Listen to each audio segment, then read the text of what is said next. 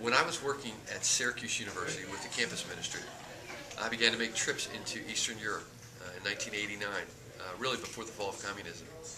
And after communism fell, that began to tumble in 1989, I continued to make trips back to Eastern Europe, to Romania primarily. And I was convinced, I was ready to go, but my wife was not so interested at that point, and I certainly was not going to even attempt to go without her being in agreement that was where God was calling us. And so we were at staff training, and there was a staff there from Hungary after the fall who was talking about the desperate need of staff to come and help them to come out of communism. And I went to the seminar because I was excited about it. My wife said, no, I've got a different seminar I want to go to. I'm not going to that seminar. And so when I came out of the seminar, there wasn't a dry eye in the room after this guy spoke. When I came out, my wife had been sitting in the hallway. Her seminar was canceled. So she came and she sat outside in the hallway.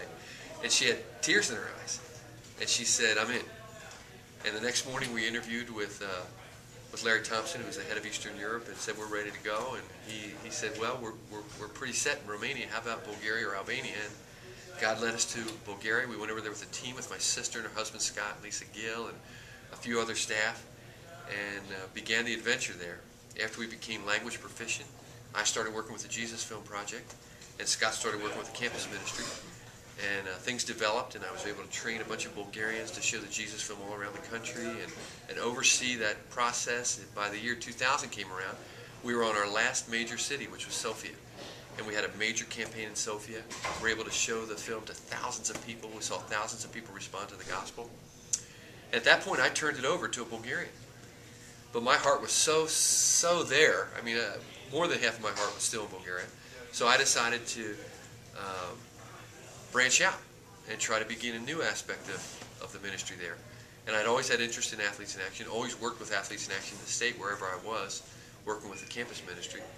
And we invited a basketball team to come over, toured around the country, played 6 games, had a blast, and I was hooked.